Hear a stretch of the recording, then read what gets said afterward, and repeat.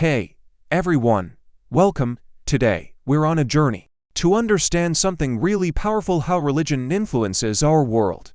It's not just about what we believe in our hearts, it's also about how those beliefs shape big events around the globe, like conflicts and even the peace processes that follow. So, let's get started and uncover these influences together.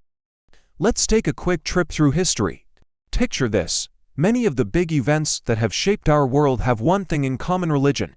It's been right there in the middle of major disputes. Take the Iranian Revolution, for example, or the ongoing conflicts in places like Afghanistan and Iraq. Religion played a huge part. But hold on, it's not just about one religion.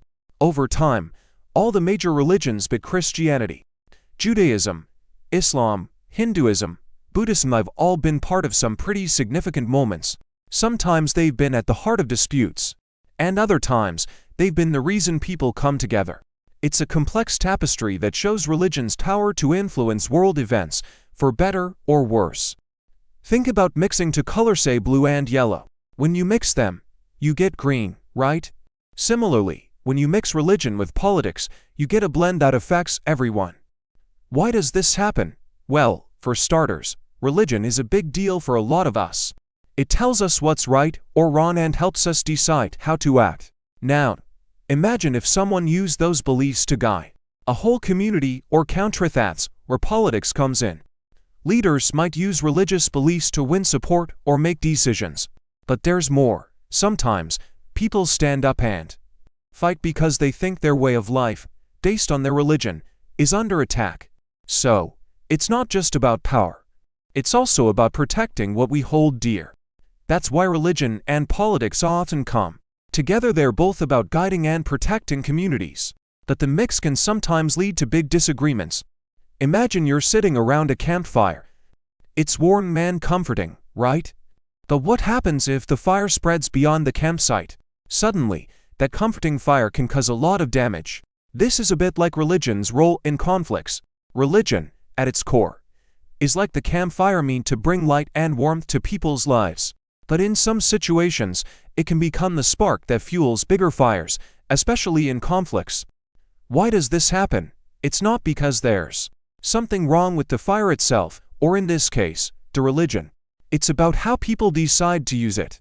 Sometimes, individuals or groups might interpret their sacred texts in a way that justifies fighting or even violence. They might see it as defending their beliefs or way of life. But here is the thing. These beliefs are part of who they are, right down to their roots. So, when they feel these roots are threatened, their reaction can be intense. That's why conflicts with a religious angle can get really heated. It's not just about land or money. It's about something much deeper: identity and faith. Yet, it's crucial to remember, while religion can play a role in conflicts, it's often more about how people interpret and act on their beliefs than the religion itself. And in the midst of these conflicts, there are always voices within the same religions calling for peace and understanding. Imagine you're in a garden. Around you, there are plants and flowers of all kinds, each one different but contributing to the beauty and harmony of the space. This garden is like the world, and the plants are like the various religions. Just as plants can heal and soothe, religion has this incredible power to heal wounds and bring peace. Across the globe, countless religious leaders and their communities are like gardeners, nurturing this peace. They hold out their hands across divides, offering understanding and support. In places torn by conflict, these leaders and groups remind everyone of the heart of their teachings: compassion, forgiveness, and a shared humanity. They organize dialogues where people from different faiths sit together, not to debate who's right or wrong, but to listen and understand each other. They set up programs to help those affected by conflicts, providing not just physical aid but also emotional and spiritual support. Faith becomes a bridge, connecting people who might otherwise never meet. It becomes a language of hope, speaking of what can be achieved when we focus on what unites us, not what divides us. And here is something beautiful: when faith is used in this way for peace, it shows us the best of what we can be. It reminds us that at the core of all major religions is a message of love and peace. It's a call to look beyond our differences, to see the humanity in each other, and to work together for a better world. So, while we often hear about religion in the context of conflict, it's important to remember its power to bring us together, to heal, and to create a space where peace can flourish, much like a garden that thrives in harmony. As we come to the end of our journey today, let's take a moment to reflect. The landscape of religion and politics isn't black and white, it's woven with many shades of gray, each thread representing the complexities of how our beliefs influence the world around us. Religion, with all its depth and diversity, can sometimes lead us into conflict, yet it also holds the keys to healing and unity.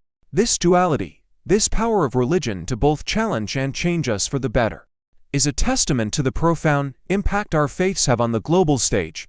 It's a reminder that at the heart of every belief system is a call to understand, to come together, and to foster peace.